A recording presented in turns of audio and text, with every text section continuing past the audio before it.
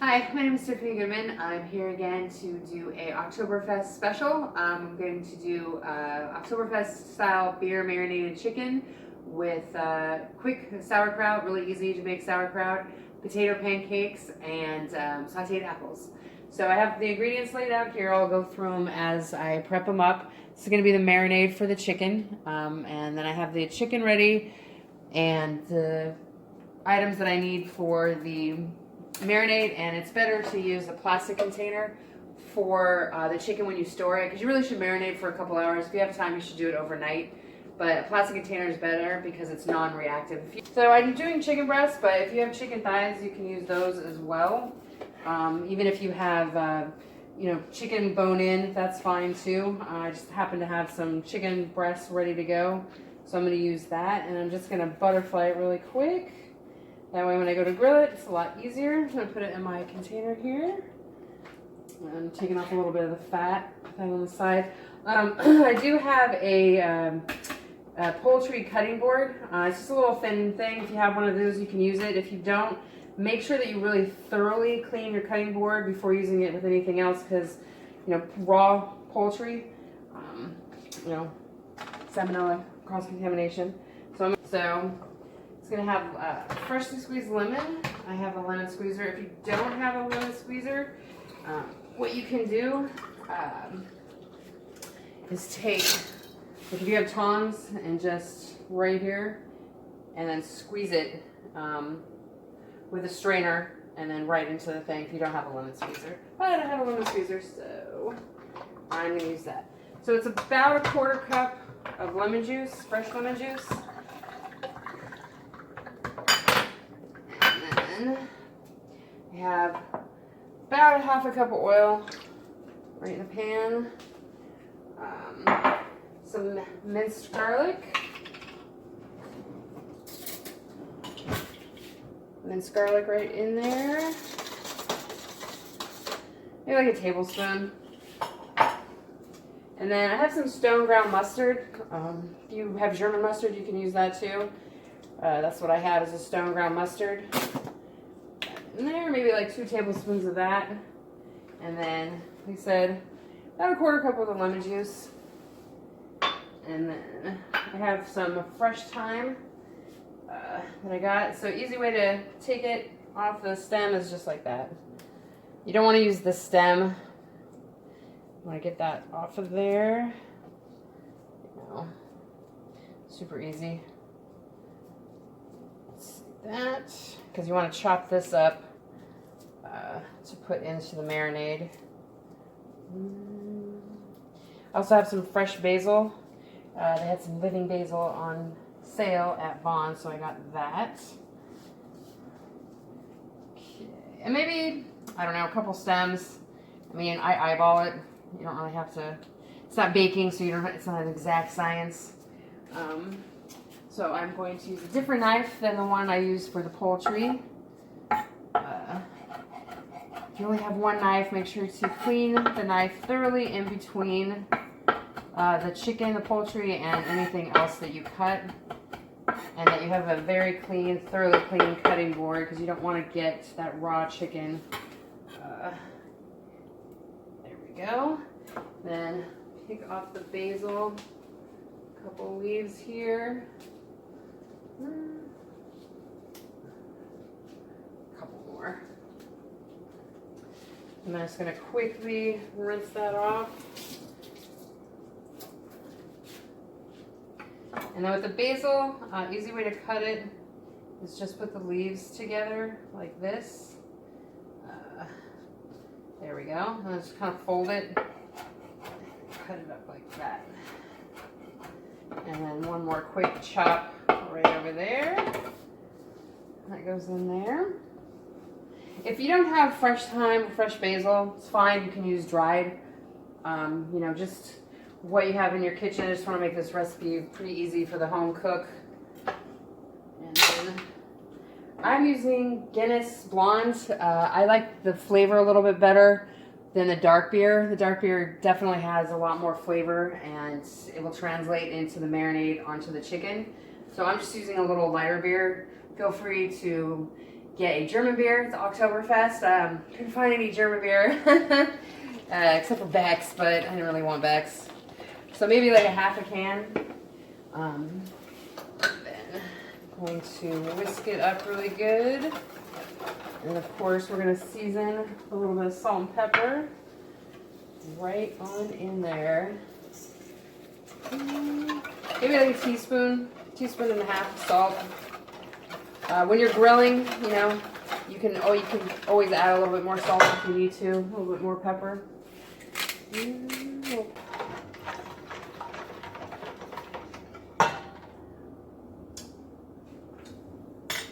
Remember, the flavor of the marinade tastes a little different on the chicken.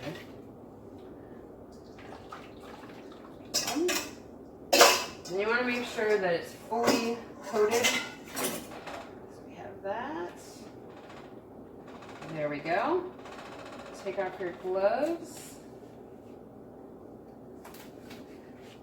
And then what I usually do is put some plastic wrap over it and then just press it down on there so the chicken, in case it floats to the top, everything is going to be covered, and then another piece of plastic wrap over that. And then just, yeah, marinate it in the refrigerator. We're back. I'm going to put the chicken on the grill. Preheated it to about 350. Since we butterflied the chicken, it should only take about 5 minutes on either side. But just to double check, it should have an internal temperature of 165. That's for all poultry. So just make sure if you have a thermometer to check that. If not, another good test is to take it off the grill after the time and just cut it in half. If it's still pink in the middle, put it back on. We're going to have a thermometer to make sure it's 165. Put this right on the grill. With the quick sauerkraut. So I have my pan. I actually have a bigger roasting pan just to give me a little bit more surface space. If you have a larger cast iron or saute pan, you can use that as well. Also have my pot ready for the apples, and then this is for the potato pancakes. So I'm going to turn on the one for the potato pancakes about medium. You don't want it too high because you want them cooked thoroughly, but you don't want to burn them. And then the apples, we'll turn that to medium. And this, both of them, I want to get a little bit of color on the cabbage beforehand, so I'm going to turn it up. So like I said, these are electric burners, so it's going to take a few minutes. If you have gas, it's a lot faster. Pickled cabbage, where you can and jar it and it takes forever. I just do this super quick. It's super easy. So I got a couple tablespoons of butter in the pan. Crank that up just a little bit. So I'm adding the garlic, so I can saute that a little bit. And then I'm going to add some caraway seeds. For the garlic, about a tablespoon, butter, 2 tablespoons, the caraway seeds, you know, maybe a teaspoon and a half.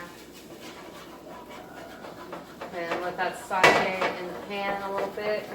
Get that flavor going. Give you a little bit more light.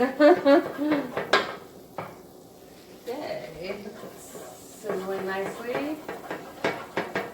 And then throw your cabbage in, just make sure that gets separated. If there's any big pieces, just break those up, take those out. Just some salt, season that up a little bit. You want to get even seasoning, you don't want to just dump the salt in one spot. Just make sure you spread it out over the whole contents of the pan so the food is covered nicely with the seasoning. Start off with a little bit. You can always add more seasoning, salt, but you cannot take it away. Okay, so we're going to let that saute up a little bit. Here we are. We're ready to flip the chicken. I have gotten new tongs because the other ones I had raw chicken on them. So now I'm going to flip the chicken. There we go. I'm just doing the eggs and the onions in the blender to get it blended up perfectly and smooth, and then I'm going to add it to the food processor with the potatoes so I can get those blended up. So it's 2 eggs. It's 1 small white onion diced up. So I have that already diced up for you. Put that right on in there. Okay. And then is that on there? Okay. So you have it on blend. Turn that up. Okay, that is blended. So the potatoes, it It says russet potatoes peeled, diced, and then cooked, and obviously cooled down. I had already fingerling potatoes. It has the skin on. I did a test recipe to make sure it came out really good. So if you have some other potatoes like red potatoes or fingerlings, you can use those. If it's russets, just use 2 like medium-sized russet potatoes. So I'm going to add my cooked potatoes to the RoboCook here. And then I'm going to add my blended onion and 2 egg mix. Put that in there. And watch it drip out the bottom. Okay. Right. It's. And then I have my topper. Okay. And we're going to blend that and salt and smooth. Then it's okay if it's a little thick. It's potato pancake. Let's add some seasoning here. And then I'm going to add, this is just chives and parsley. You know, that's what I had hanging around the house. But if you just have parsley, or if you have chives, or if you want to make it a little spicy, you could add a little bit of cayenne or chili flakes. Just kind of make it your own. It's a savory pancake, so, you know, feel free to jazz it up in your own way. I'm using smoked paprika also in that. When I did the test recipe, that's what I used. It came out really good. So put that in there. Perfect. And the recipe calls for 6 tablespoons of flour. After you take the potato mix out of the blender, if you have a nice blender. So I've got my flour right here, 6 tablespoons. Okay, we're going to add just a little bit of oil to the pan. Let that get warm. Like I said, you don't want to get it too hot because then it'll get a little too crispy. Okay, so for the apples, we're just cutting around the core.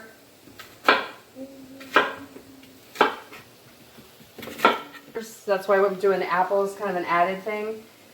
You know, the sauerkraut's going to be a little vinegary, kind of tart. The pancakes, potato pancakes, are pretty savory.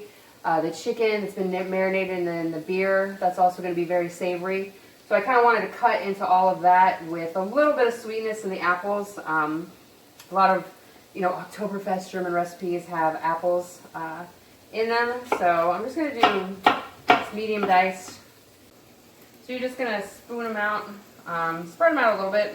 You know, not super thin, but you don't want them thick. You know, like I said, it's going to be the consistency of potatoes, potato pancakes. So, you know, it's not a pancake batter, so not going to be pouring out thin. But and then let's get a tasting fork for this. Make sure that we need to add any salt or vinegar, sugar.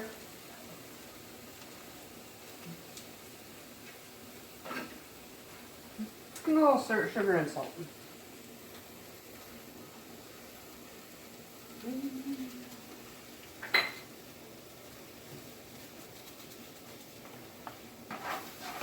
My apples all cut up. I'm going to put them in the pan. Turn that up to about medium. These are looking good. I'm going to flip these here in just 1 second. Okay, goes. I'm going to add a little bit of brown sugar, maybe a tablespoon's worth. Did you get that?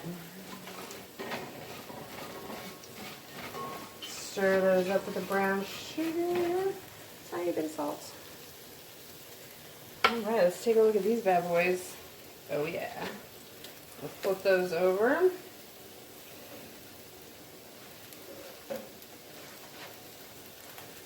Nice and golden brown, that's what you're looking for.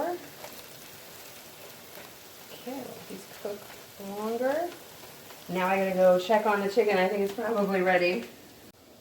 All right, these potato pancakes look amazing. So we're going to throw those on a sheet tray. I put paper towel there just to kind of soak up the excess grease fat.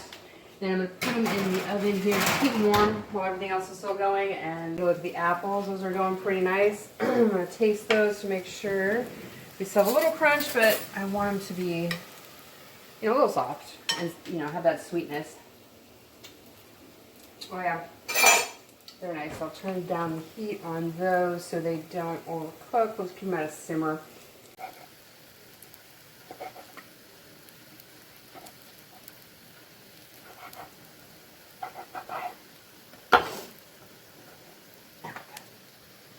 We are ready to plate. So I'm going to put down the potato pancakes right here. And then I've got the sauerkraut coming over. There.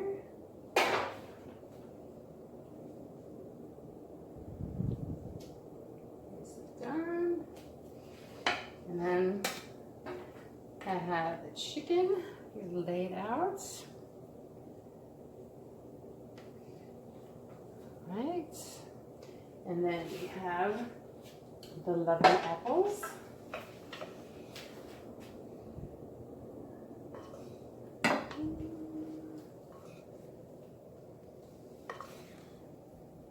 Now feel free to use German gray mustard or grain mustard on top of this, just on the side a little bit.